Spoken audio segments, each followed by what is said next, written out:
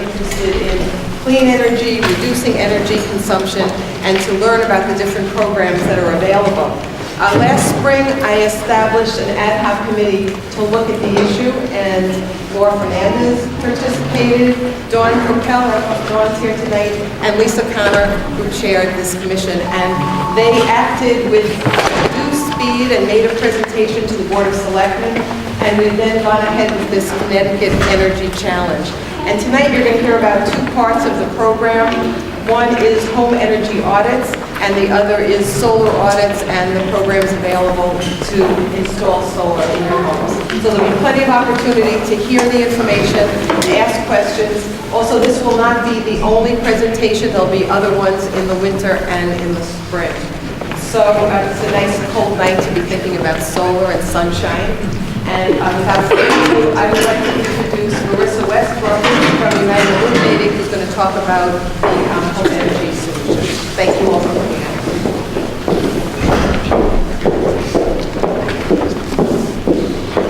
Good evening, everybody. Thank you all so much for coming out.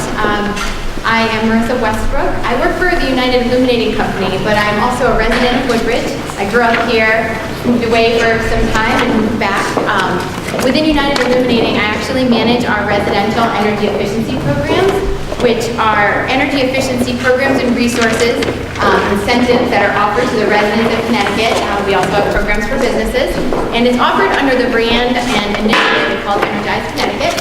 We have several different programs, and what we are doing right now is partnering with the town of Woodbridge to offer the Woodbridge Energy Challenge. And the Woodbridge Energy Challenge is really a partnership between the town, between Energize Connecticut, which is a state initiative of the Department of Energy and Environmental Protection, and Connecticut's electric and natural gas utilities. We offer a range of energy efficiency programs for residents to take advantage of, including an in-home energy audit program called Home Energy Solutions. This is an opportunity for residents to take advantage of in-home services to help you reduce your energy costs and make your home more comfortable through an energy audit and direct install services such as air sealing, duct sealing, and then additional energy saving measures such as insulation or rebates for insulation and rebates for high efficiency heating and cooling equipment.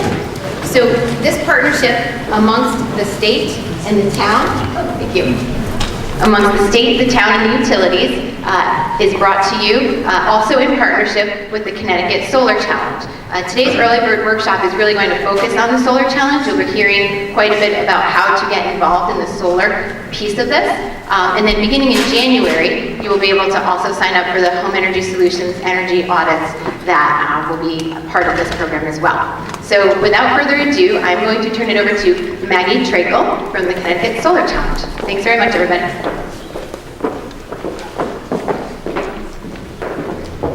Thank you, Marissa. I want to start off by saying thank you to the task force who has been working so diligently for the past 6 months with me to make sure that this program comes to you with the right information and the most accuracy. So with that, Woodbridge has been selected to be part of the Connecticut Solar Challenge, and our program is to make solar simple and affordable for homeowners. With the help of Connecticut Solar Challenge, Woodbridge has pre-selected Aegis Solar to be the contractor here through a competitive bidding process, and they will be able to run more of the program today. He's going to give you more of the information. Chris Lenda is here from Aegis Solar, and I also have here is John. Do it. I'm sorry. John D'Agostino, and he is here from Green Bank, Connecticut Green Bank. He's going to give you more information on solar leases and loan programs. And without any further ado, I'm going to give the mic over to Chris Lenda from Aegis to talk about solar. This is a little echoey here. Can everybody hear me without the mic? Or? Not really. You guys hear me back there without the mic? No. Okay, I guess we'll be forced to use it here. You also stand up? Excuse me. So as Maggie said, my name is Chris Lenda. I'm the president and founder of Aegis Solar Energy. We're a solar energy company. We've been located in Brantford, Connecticut, designing and installing solar systems since 1989.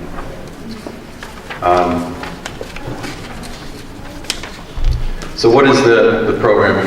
The Solar Challenge, as Maggie said, is really about just trying to make solar simple and affordable. It's really based on a tiered pricing program with the idea that the more participants there are, the lower the price will go for everybody. Here in Woodbridge, we're starting this program actually at Tier 4, 360 a watt, with the possibility, if we hit this tier of 150 kW, of actually going to a lower tier and saving to some additional 10 cents a watt. And even people who have already signed contracts would get a retroactive discount if we hit this tier. The types of solar systems I'm going to be discussing tonight are basically three types: photovoltaic grid tied, and the photovoltaic grid tied with battery backup.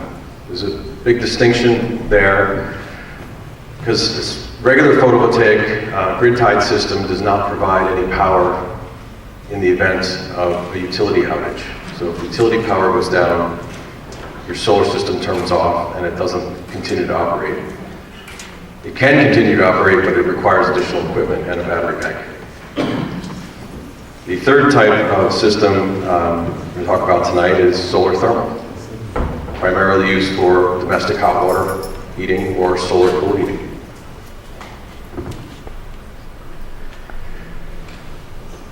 This is a copy of a United Illuminating bill, and congratulations everyone, because this is actually going to be going up quite a bit starting January 1st, the rate increases that were passed.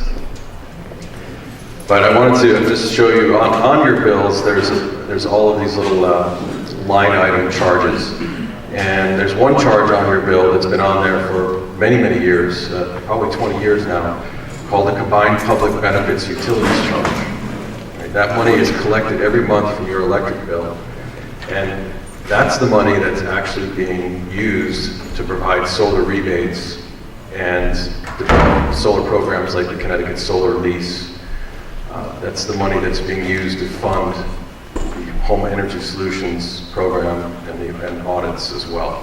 So all of these incentives is really, it's your money. You paid for it.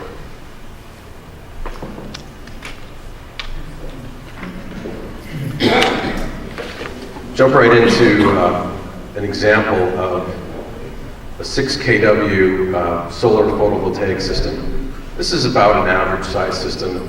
It's a little bit smaller probably than average. The 6 kW system basically offset probably $130, $140 a month electric bill. Right? So if your electric bill is around $130 a month, then a 6 kW system would be appropriate.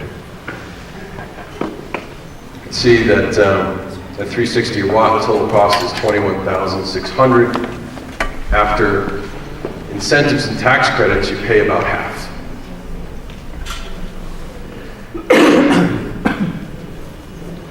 Now, based on the old energy costs, not the costs that are, or the electric rates that are going up about 4.5 cents, 5 cents a kilowatt in January, this was about a 6-year payback.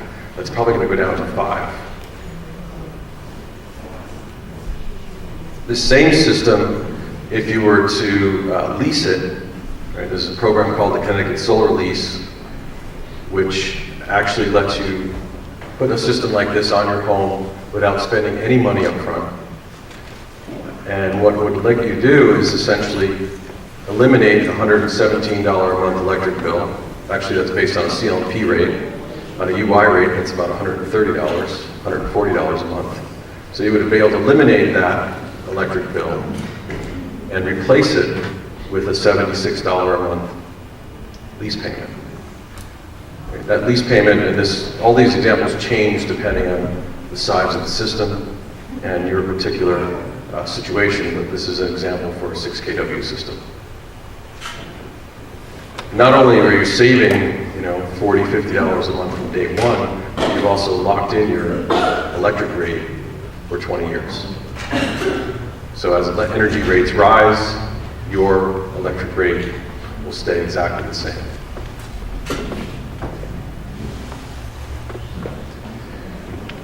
The environmental impact from just this one small system on residents is pretty significant. I mean, over the course of 25 years, it's the equivalent of removing about 245,000 pounds of carbon dioxide from the air. Or not driving a car 300,000 miles, or planting 164 trees. One of the things that often comes up when we come to do a site assessment is, are you willing to take down trees? So taking down a tree or two is pretty insignificant when you look at the actual environmental impacts of the system. So how the program works? Well, step one is attend a workshop. Right, you're here tonight. In your folders, there's a little site assessment card. If you'd like to hear tonight, you can fill this out and hand it to one of the solar analysts on the way out, and we'll schedule a site assessment for your home, or you can actually set up an appointment tonight directly with one of them, and they can type in the time for you right on the computer or iPad.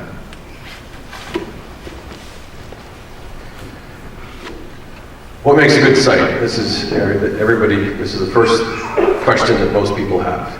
If their home is a good site for solar. This is a clip right from Google Maps.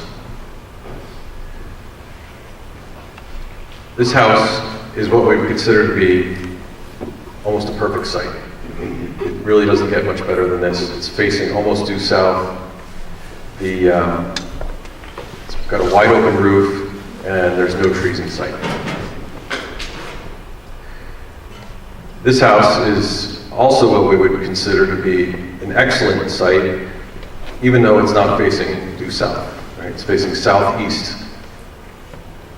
But again, there's virtually no shading, or there isn't any shading, and we would still consider this to be an excellent site. Here in New England, this is a little more common, or even here in Woodbridge, right? There's a lot of trees in Woodbridge. We see a lot of houses like this. So this house has a great roof, that's facing south, a garage roof, but as it stands right now, this roof wouldn't be suitable for solar because of how many trees there are. So if we were going to utilize this roof, you'd really have to come in and remove, a group of trees. Same thing on the front. This front roof would be suitable for solar, but this tree is going to have a pretty significant impact on the production of the system. It's pretty simple. The more sun that hits the roof, the more energy your system is going to produce.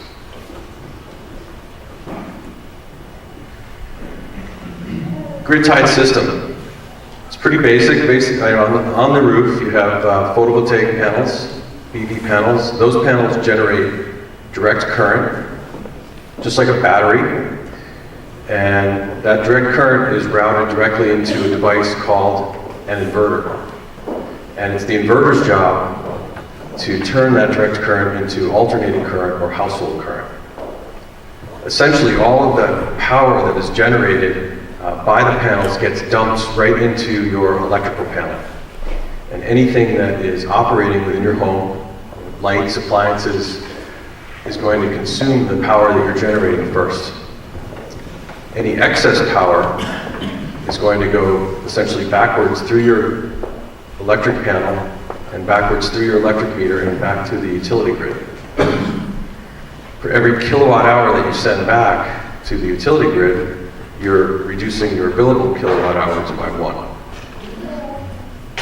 What we're striving to achieve basically is 0 kilowatt hours, right? So if you generate 100 kilowatt hours in a month, if you're using 100 kilowatt hours in a month, we're trying to generate 100 kilowatt hours. We're actually trying to do it over an annual time frame, not just a monthly time frame. But ideally, we're looking to eliminate all of those kilowatt hour charges on your electric bill.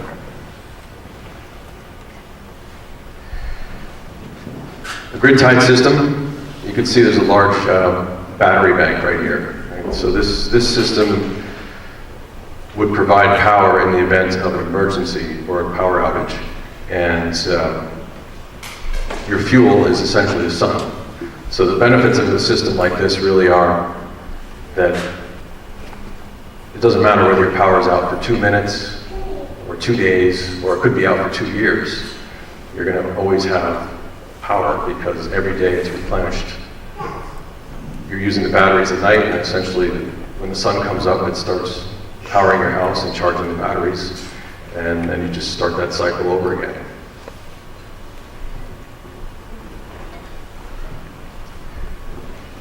All of these systems are very high tech now. They're all connected to the internet for their entire life, and every minute of every day, they're monitored. So we can see exactly what the system is doing at any point, on any given day. You know, we can see exactly what it's producing at that moment, what it produced in the last hour, what it produced in the last week. And all of that performance data is kept for 25 years.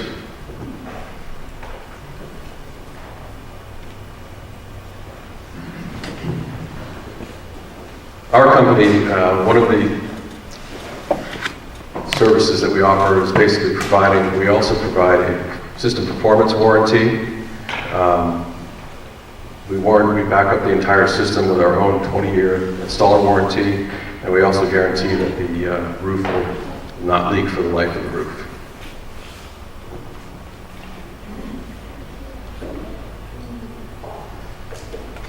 These are just some examples of typical roof-mounted systems. Oh, sorry. I wonder why I was getting hot. If you don't have space on the roof and you have land available, then there's always a variety of different ground-mounted systems that we can install. Some of them are fixed mounted, others are what's called tracking. The array on the left is actually what's called a dual access tracker, and that's very cool because it follows the sun basically wherever it is in the sky. Super efficient. It's about 40% more efficient than a fixed mounted system because it's always facing at an optimal angle.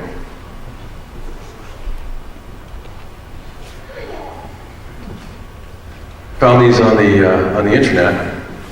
Some photos, or an ad here from the 1880s. Apparently solar hot water systems were very popular in the 1880s. And for 25 bucks you could buy one and put one on your house. And there's a picture here in the lower left corner of a family standing out in front of their house with their new solar system on it. And that picture was taken in 1906.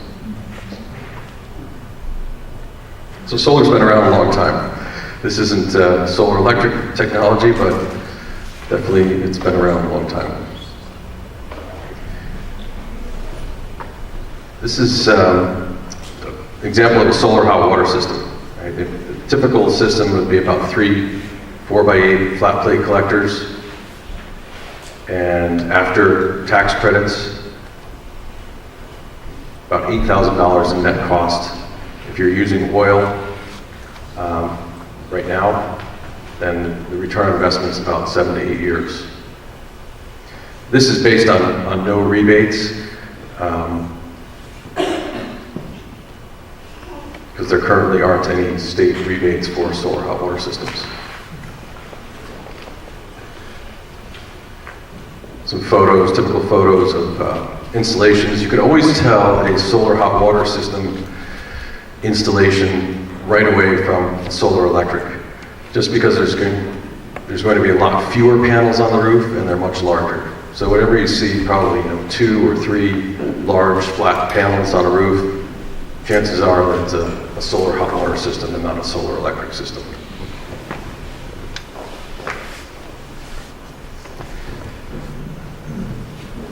Solar pool heating, this is the least expensive and the quickest payback of any of the solar systems, but there's also no incentives whatsoever for solar pool heating.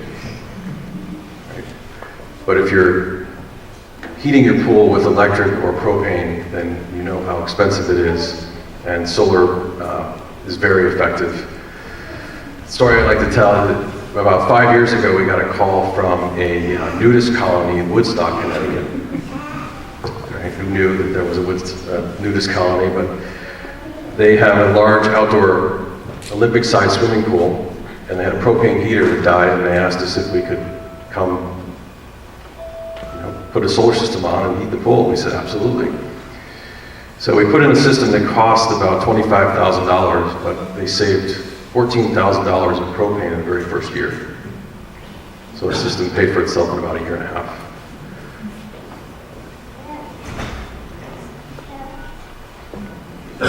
And again, these are just some photos of pool heating systems.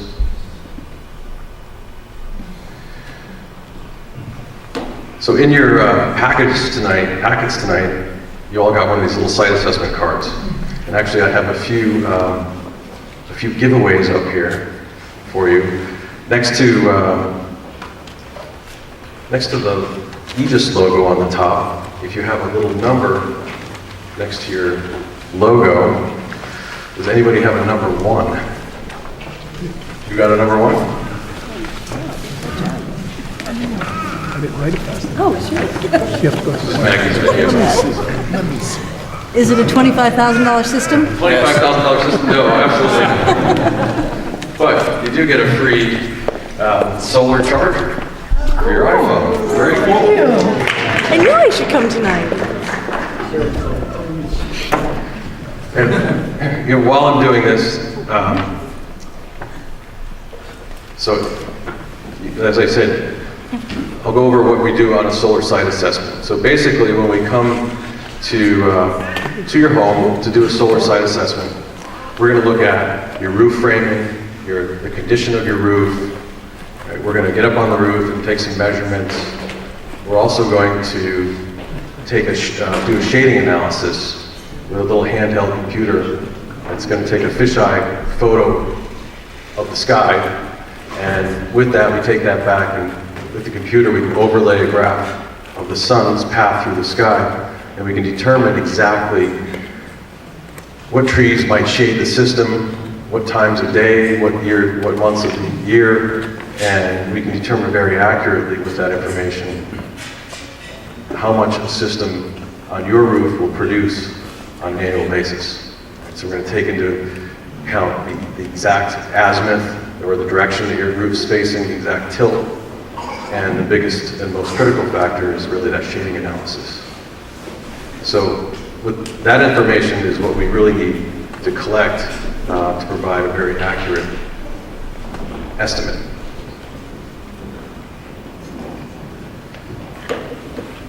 So I've got a couple more giveaways up here. I've got another solar iPhone charger.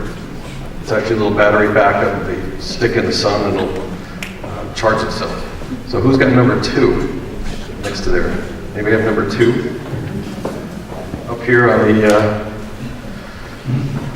solar site assessment card? No? Uh-oh. He just left. All right, how about number 3? There you go. There you go.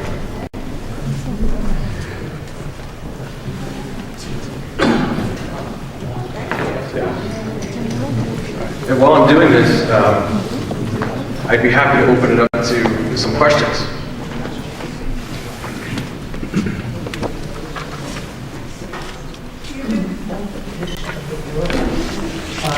Determine how much snow stays on the panels having snow winter, won't there be extended periods where you're producing very little? Can you repeat the question? Yeah, I will.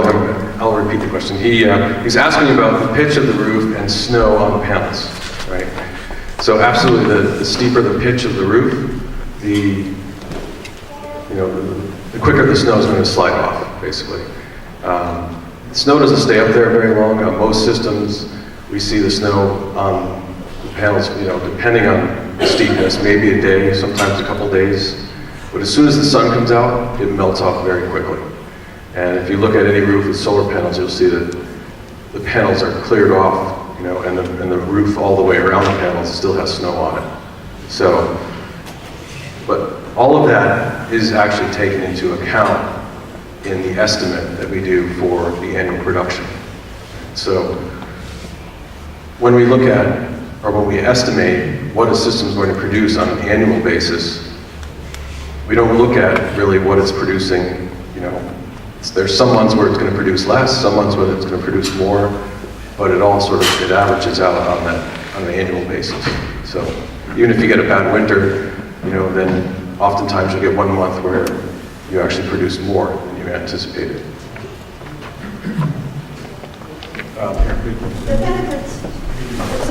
The benefits for renting seem so immediate and dramatic. What is the difference between, is there a benefit to buying as opposed to just renting? So our question was the benefits, about the benefits of leasing versus purchasing. Right? So with UI rates being so high and the incentives on leased systems being so great, absolutely the benefit is obvious and immediate. You don't have to use any of your own money to lease a system, and you're saving money, from day one, essentially. So why should I buy the system? Is there a purchase option at the end?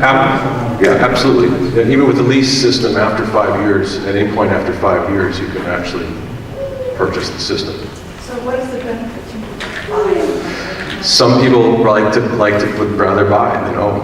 Right? So if you're buying a system that's going to pay for itself in approximately 5 years, realistically, you're going to get a greater economic benefit from a system that you purchase if you're planning on staying in the house for any length of time than saving, a smaller amount of money every month for a longer period of time.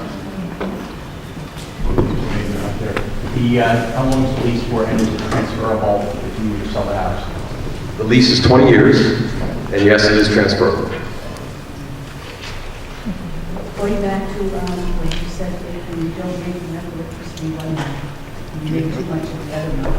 Can you use the month that you store for the month that you don't make enough electricity, or is that lost? Good question. She's asking about months when your system might produce more electricity than you used. Absolutely. What you do is essentially you're banking those kilowatt hours. So anytime you send kilowatt hours back to the utility, you're essentially banking them. They're not paying you for them, they're just holding on to them. You're building a credit of kilowatt hours. If you generated 200 kilowatt hours in a month and only used 100, right, you would have a 100 kilowatt hour credit, and it would simply roll over to the following month. And it would just continue to roll over to the subsequent months until you used those kilowatt hours. So when we design a system, to do 100% of your annual power consumption, if your home consumes 10,000 kilowatt hours of power a year, and we design a system to generate 10,000 kilowatt hours of power a year, what you're going to end up having is months in the winter where you're producing less than you need, and months in the summer when you're producing more. Once you get a few months into the cycle, you end up, in the summer months building up a credit that then is applied to the months in the winter when you didn't generate enough. And subsequently, your bills should end up being zero, or basically a minimum meter charge. When you talk about a system you're installing for 20 years, number one, the panels in the last 20 years, and as the panel degenerates over time, are you going to see a decrease in your energy output from the panels? And if you do, can they be replaced? So Good question. So all panels are basically, they're all warranted for at least 25 years from the manufacturer. Okay? They estimated lifespan is somewhere between 30 and 40 years. Right? There is some annual degradation in panel output, usually 0.5% or less, right, is what it's estimated. So it's a very small decline. That hasn't been totally proven out yet. That's something that's theoretical. There's been a lot of systems that have shown virtually no decline, and others where earlier on in the PV industry where they showed a huge decline right in the first year, but that's not the case anymore. So over that time period of 20 years, 20 years is a long time for a solar panel because the technology is going to be increasing immensely over a 20-year period, especially if this is really starting to kick off. I've seen in just the last 20 years what the panel put out 20 years ago and what they do today is night and day. So, I mean, is there an option to upgrade the panels along the way, or, you know? You can do whatever, I mean, you know, if you can do whatever you want, right? If you own the system, you can do whatever you want. If the system is generating all of your power needs, there's no reason to replace it, right? So even if it's, you know, we have seen incremental increases in efficiencies in panels, but the reality is that the panels that we're using today and the technology that's in those panels came out of a lab in 1956 from Bell Labs. It's the same exact technology. It hasn't changed. Same exact technology. Right? The only thing that's changed is the efficiency and the manufacturing processes that have increased and improved dramatically. What is the advantage of using your company as far as the town is concerned and their benefits as compared to using another of the 20 other solar energy companies that are out there? Sure. Well, this program was designed really to keep the costs and everything extremely low. It's designed to keep the costs low by doing everything in a group setting like this.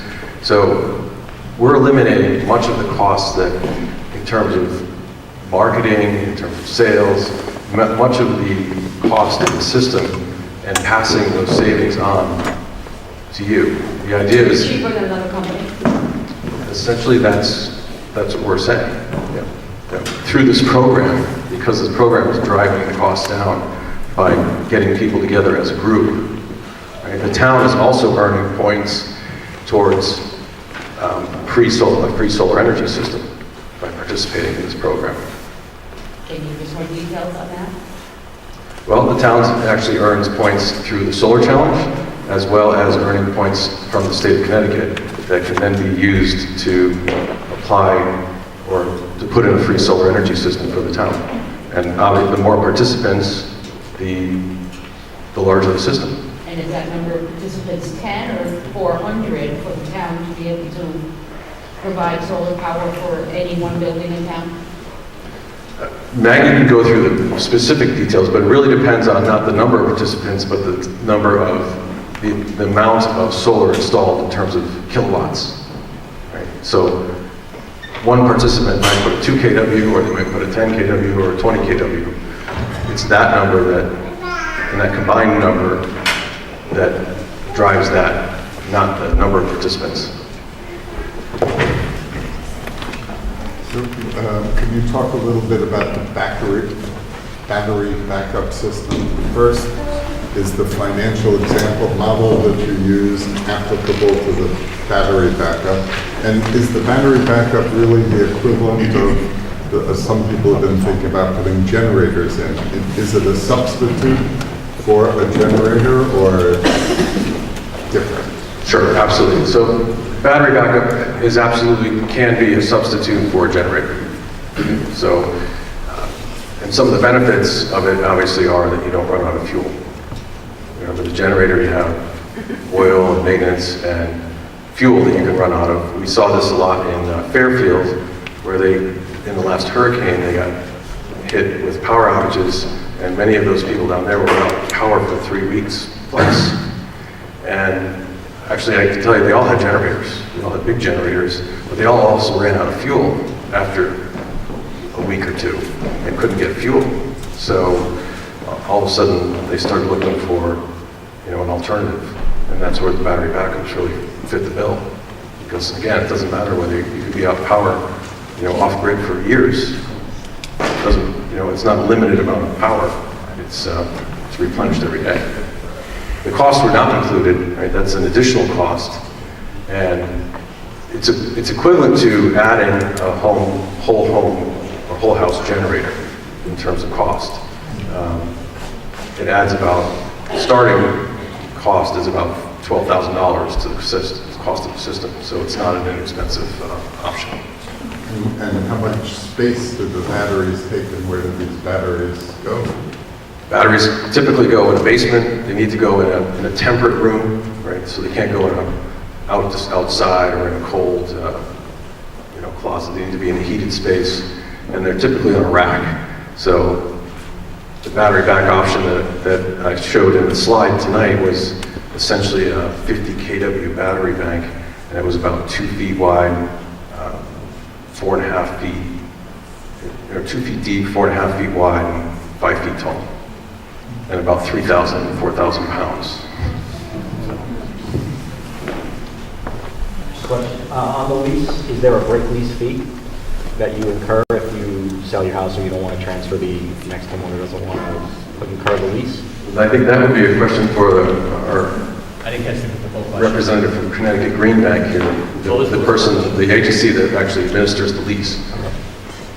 And then the second question was, if you design a system for a specific output rate and you're not meeting that output rate over the course of a year, do you warranty that output rate by offsetting the cost? So the question is, yes, we guarantee that the system will actually produce what we tell you it will produce. Right? So the answer to that is yes. The other question you had was about the lease and if you were to default on it or leave No, if you wanted to break it, like if you return your car lease ahead of time, you usually pay some sort of penalties. If you're leasing the equipment for 20 years, you sell your house in 10, they don't want to incur the lease, or for whatever reason, they're not interested. Well, you can buy out the lease at any point after 5 years. Okay. So under 5 years, I don't know that you can break the lease, right? You'd have to pay 5 years of lease payments probably, and then be able to get it. At that point, purchase the system. So what I'm understanding is you ultimately have to either one, purchase the equipment for whatever cost differential there is after 5 years or whatever point in time you're at, or is there a penalty if you break the lease between the zero? There's no option that I know of to get out of the lease in the first 5 years other than paying all of the lease payments up front. Okay. But what about after 5 years? After 5 years, you can do it at any time. You then have the option of actually purchasing the system at any point after that, right? So I think I want to specify, because I actually was reading through the lease terms today. Really interesting job I have. I believe in order to exercise the purchase option, you have to exercise the purchase option on the anniversary of the installation date. Do not hold me to that, but I was reading through the lease today, and I believe it's on there. You have to declare that you're going to exercise your purchase option in advance of that anniversary, and then you have to, you contact the leasing company. They, execute that purchase option within a 2-month window, I think, of the anniversary of your installation date. So just additionally, you also have the option, if you're pursuing the lease, there's a 3-day rescission period. So within that 3 days, that's your opportunity to get out of the lease if you don't want to go forward with the contract. You certainly have the option of just transferring the lease. So if you wanted to get out of it early because you're selling the house, you just transfer it to the new person. How does it work if you already have a standby generator? If you already have a standby generator, nothing's going to change. But if the utility power went out, you would want your generator to kick in. It's going to work exactly the way it works now. As long as your generator was installed by a licensed electrician and you actually have a transfer switch, which is the only legal way of hooking up your generator at home, then nothing's going to change. Right? Your generator is going to work exactly the way it does right now. But wouldn't you always get some trickle from the solar? So Nope, the solar is going to get hooked up to the utility side of your transfer switch, So essentially, it'll just be disconnected. Okay. Going back to the battery backup, is that eligible for the lease program, or that's a separate payment and there's the lease program? Yeah, the lease program is only for a grid-tied portion of the solar system. That doesn't apply to batteries or that equipment. How long or how many years are the inverters guaranteed for? And what's your history of turning these around to get this? If a system goes down, is it like usually 3 days before you get out there and you can replace a part? And what is the weakest part of your system? Okay. Sorry. That was several questions there. So the inverters themselves are typically warranted for 20 to 25 years, right? Depending on manufacturer type. We've, in the course of the past 25 years, actually only had a handful of inverters that have gone down. So, and there's a couple of brands that we no longer use because there were issues many years ago, but the failure rate is remarkably low, right, in terms of anything going wrong with these. But usually, in some cases, we know before you do, because we see all of these systems, they're online, they're monitored, right? We see what they're producing, and we'll get alerts or see that your system's down, and in many cases tell you before you even know it. So, and then we'll just schedule a time to come out, and usually it's within a day or two.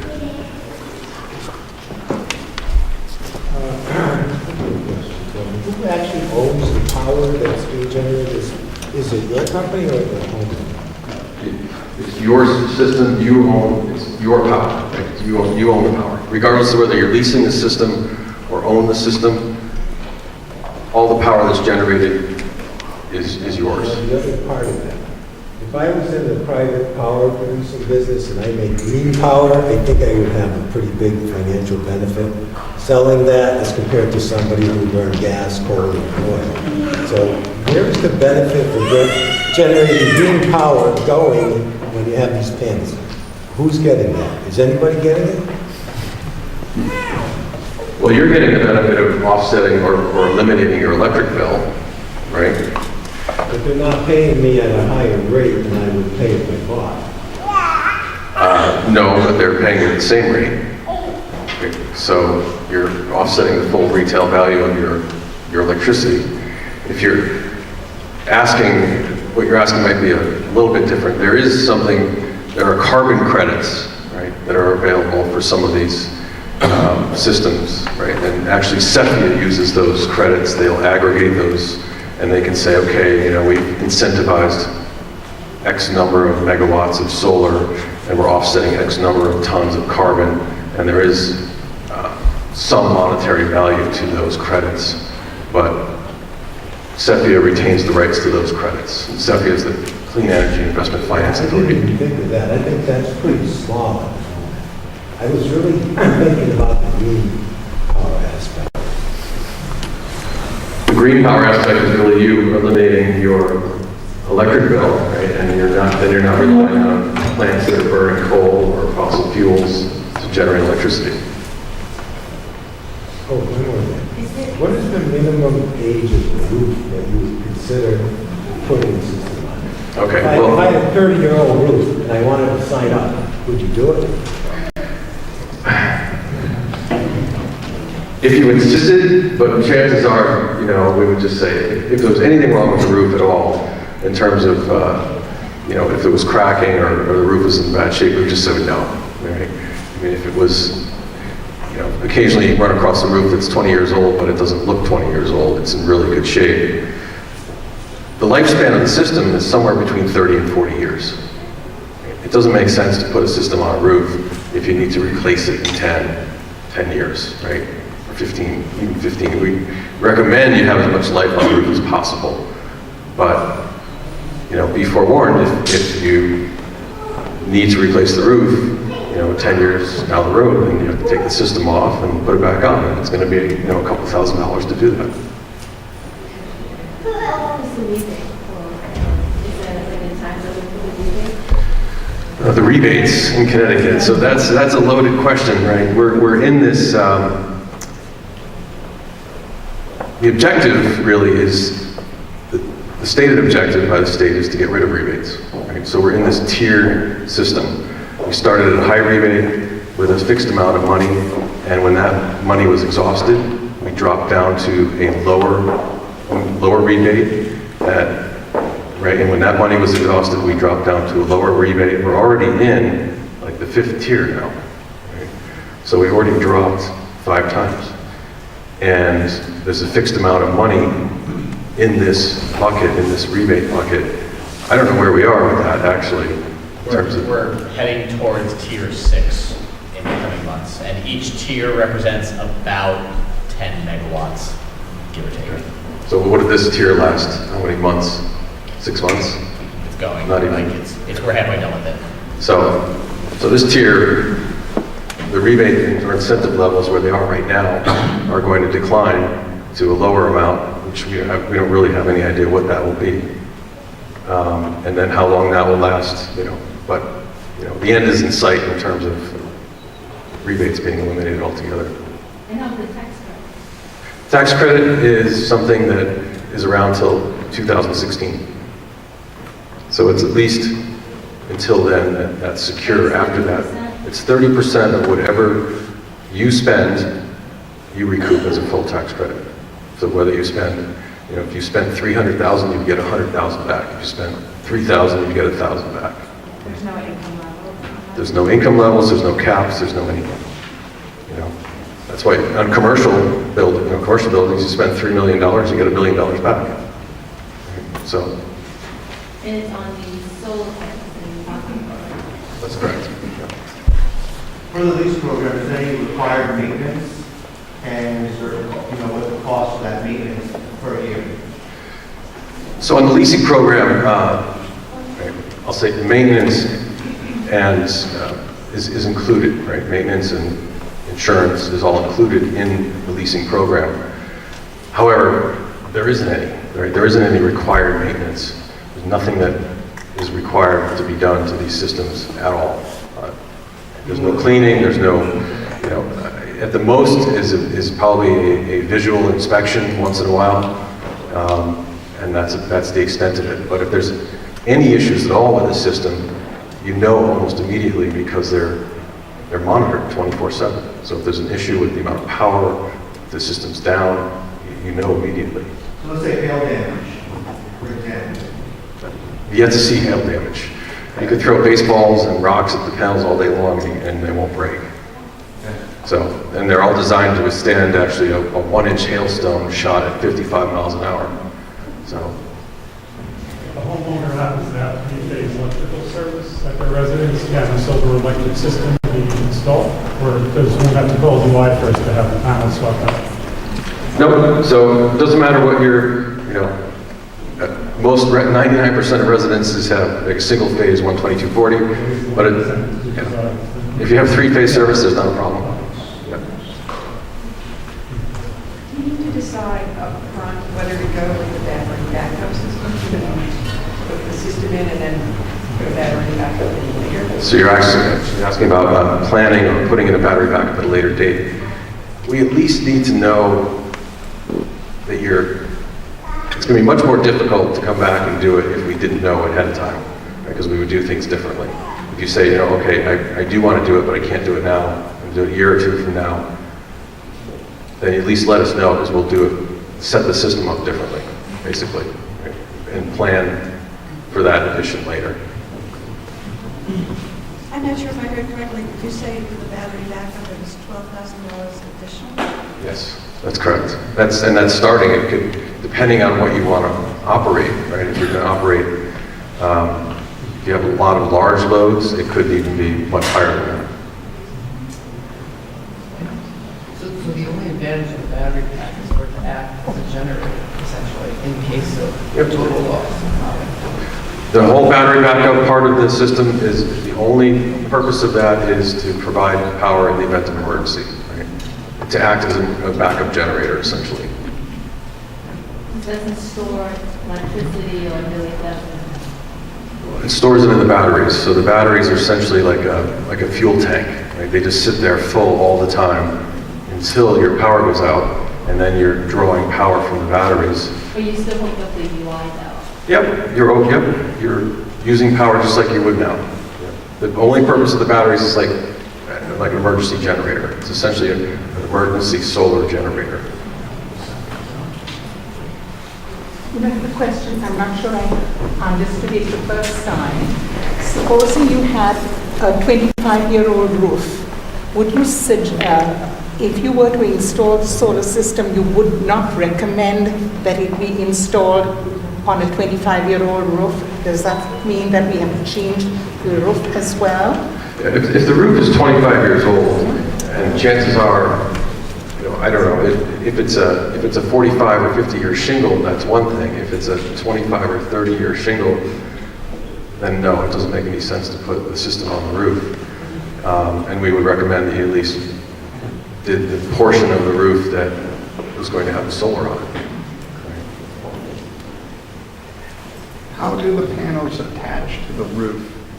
And what happens if you have a leak around that roof? Is that part of the maintenance contract? So good question. He's asking how the panels attach and what if you have a leak. So panels, we literally attach the panels to the roof with 4-inch by 3/8 stainless steel lag bolts. Right? It's a rail system. In 25 years and literally millions of holes and roofs, we have yet to have one leak. So we have a pretty good track record. Subsequently, that's why we're confident in basically warrantying the roof from leaks for the lifespan of the roof. But if you have a flat roof? Flat roof's a little different, but we put panels on flat roofs all the time. Right? It's just a different racking system. There isn't any flat roof. Typically flat roofs are about a 20-year roof, sometimes a little bit longer, but there's no problem putting panels on it. You install the system based on your current electricity use, but if your usage goes up, can you buy more panels? So you're asking about installing a system for your current electricity usage, right? So that's how you do it, right? And I say I'm buying a plug-in Prius next year, and would you give me a plug in panels? Sure, we can, right? If you know you're buying an electric vehicle and your energy usage is going to go up, then sure, we have that. We get that question quite a bit, actually, and we can actually estimate. Right? I can tell you if you're gonna go buy a Tesla, right? It's about 3,300 kilowatt hours for every 10,000 miles that you drive. So we can estimate pretty well with any electric car how much energy, additional energy you're going to need if you're going to plug in that car. What if it wasn't quite that extreme though, more, increase secure time or, anything else when it comes under your use of electricity and so on? Well, ideally, actually, hopefully you'd be conserving and be more energy efficient because your appliances would be more energy efficient, you're going to energy efficient lighting. So hopefully your usage would actually go down a little bit, rather than up. But you certainly can either, add panels. It's not the ideal thing to do at a later date, but if you're using more energy, that just means that instead of maybe a zero electric bill, you might be spending $5 or $10. You're going to have to pay for whatever extra that you're not offsetting. Two questions. Is there any economy to a few neighbors if they are interested in having one kind of field-mounted system that works for a few homes? Is there any economy in one bigger system rather than several smaller systems? Well, sure, there's always economy in doing one system, right? Or in this program, the idea is to get It's about kilowatt hours. people in town together, right, to do multiple systems. But unfortunately, the way the laws are here in Connecticut, that's what we'd call community solar, right? In some other states, that's actually quite popular. In California and some other states, you can, they'll put in a huge array, on an old dump site, right? And then they'll have 100 residents all spread out over town that actually each benefit from, 10 panels on that. array, and they offset their electricity based on that array across town. That's called something called virtual net metering, and which is not allowed here. We actually tried to get that law passed last year, and it got shot down. So. And then one other quick question. When you say that tax credits is 30% on the total spend value of a system, so if you spend $30,000 and you get a $10,000 tax credit, is $10,000 off your taxes, or is it your tax bracket of the $10,000? No, it's actually money that you would get back. So, you know, you get back a third of the cost that you spent. Yep. That's correct. Could I just elaborate to answer a question that Yeah, sure. minutes ago? Ma'am, in the back, you had asked about what if your electricity usage goes up. There are certainly circumstances where that can and will happen. The reason that the Woodbridge Energy Challenge is trying to pair the energy efficiency side with the assessments that were mentioned, the in-home services, home energy solutions with solar, is so that residents can take advantage of energy efficiency and understanding your energy usage prior to installing solar, and you could actually help to right-size the unit that can be installed on the solar side. So by going through home energy solutions, you can tighten up your home and potentially reduce your electricity usage, thereby helping to right-size the solar system that would be installed. And there are a few people from Aegis, solar analysts out in the hallway that are happy to take questions as well. If you guys have more detailed questions that you want to ask, they could also, you can pull up your house on a Google site maps and take a look at it. And I'm going to take a few more questions here.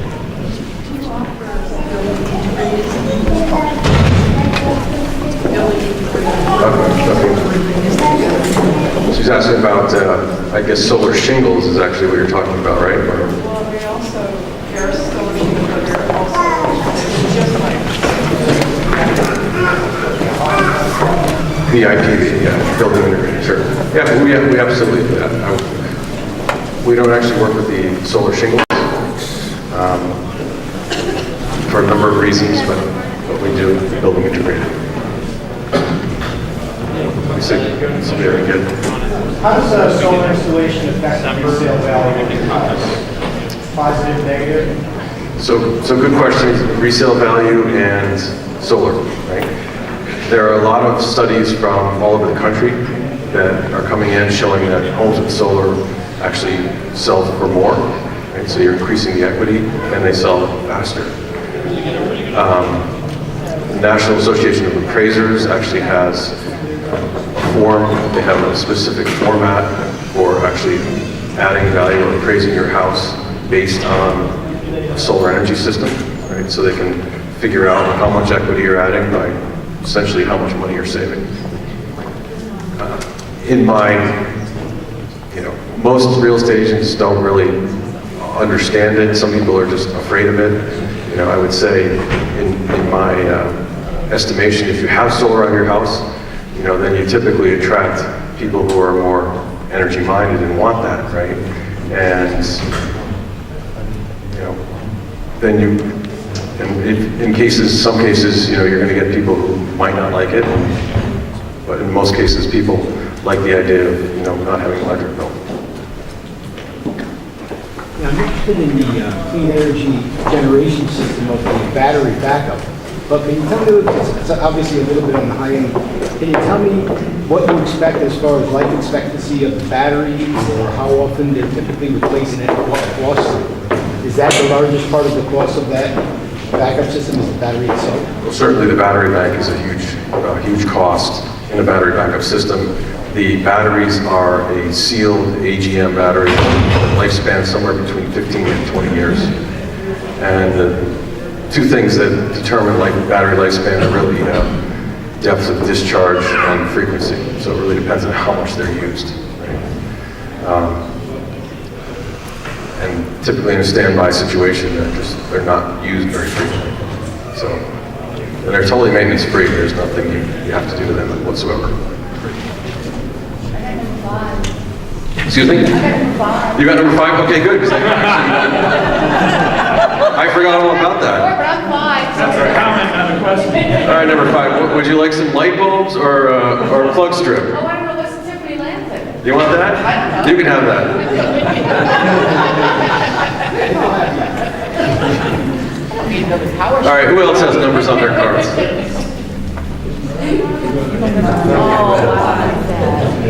All right, you got 6 of them. Do you want some light bulbs or a power or 8 light bulbs? There you go. LED light bulb? All right, there you go. Look at it, free stuff tonight. All right, you got a number 2? 7. 7? We're getting up there. All right, what do we got left here? Eeny, meeny, miny, moe? This? I think that's The strip? the box. The box. What's behind the box? The LED light? Thank you. Okay. All right, I got one more. Yes, courtesy of UI.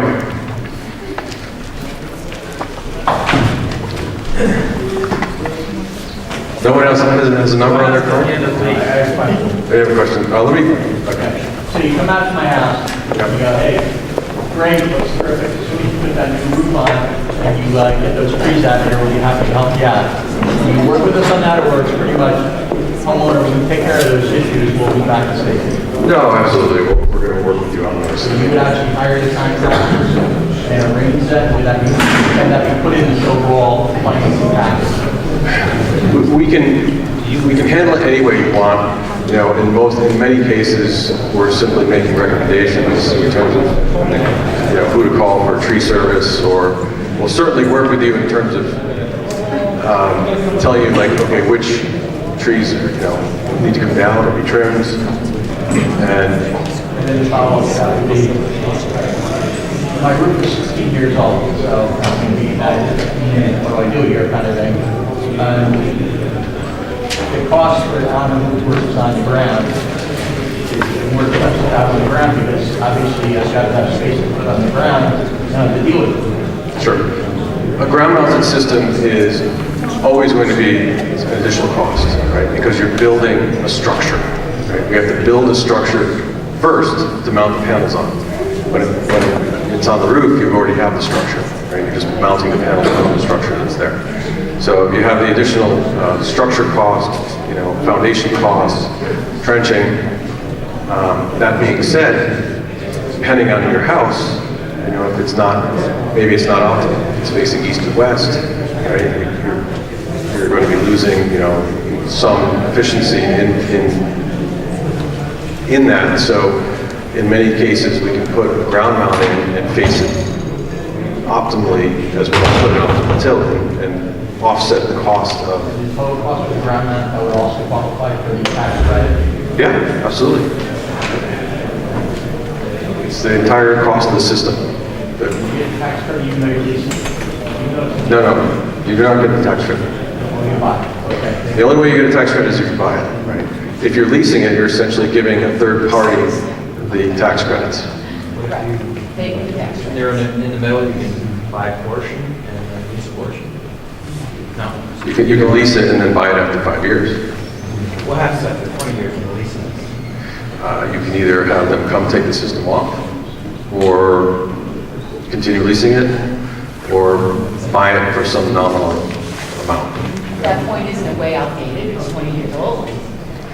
Well, I'd be outdated by that standard, right? But, you know, if it's 20 years old and still producing all of the power requirements. And technology changes. I mean, plenty of us are driving 20-year-old cars. You know, it's the same, kind of the same thing, right? So if it's still doing its job, then there's no reason to replace it. You know, if you can get another 10 years out of it, why not? I know you're the solar guy. There's mention in the handouts in the folder about insulation contractors also. Is that not until later on or after? So, again, any of you, you know, we can, it's very easy. There's no obligation, right, to come out to your house and basically set up a solar site assessment. You can either fill out that card or talk to one of the solar analysts out in the hallway and they can set up an appointment for you. And then with that information, we can give you a very accurate, you know, estimate in terms of solar system on your house will do. I'm happy to take some more questions offline here. I want to thank Chris very much, and again, thank Lisa and Laura and Dawn. One thing I want to mention, we have a town resident who's working on community solar and virtual net metering, and I know that the legislature has taken it up many times in the past few years. I don't know what it's looking like for next year, and if that's something maybe we will look into to see what the likelihood is of the possibility. I don't know what that timing would be and how it would affect people's thinking about this, but it's certainly something we should be aware of as we go forward. We can certainly let you know. Maybe there's a way to get the word out to residents when it doesn't come up. Yes, it's a lobby for it. Right. Okay, well, thank you again, Chris.